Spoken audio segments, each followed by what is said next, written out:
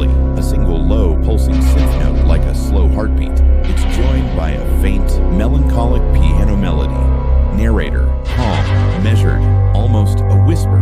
There's a line, they say, between genius and madness. A line most of us never even see.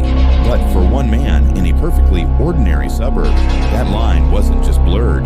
It was something to be dismantled, part by part, fuel rod by fuel rod. The synth pulse continues, a little louder now. His neighbors knew him as a quiet father, a man who took out his trash on Tuesdays. But in the silence of the night, in a garden shed behind a row of pristine tulips, he was building a god, a sun, contained, a nuclear reactor. This wasn't a bomb. It was something purer, and in its own way, more terrifying.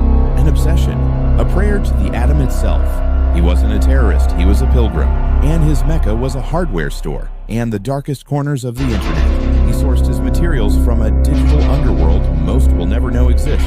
Beryllium from a retired aerospace engineer, thorium from a shadowy broker in Eastern Europe, tritium, the key to it all, from a server farm in Malaysia, paid for in untraceable cryptocurrency. For years, the Geiger counter's soft, rhythmic click was the soundtrack to his life, a lullaby of his own making.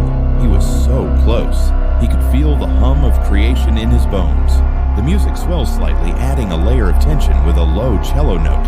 And then, one Tuesday, the trash wasn't taken out.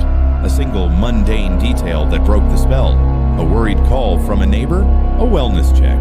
The door opens not on a crime scene, but on a miracle. A nightmare made real with duct tape and sheer will.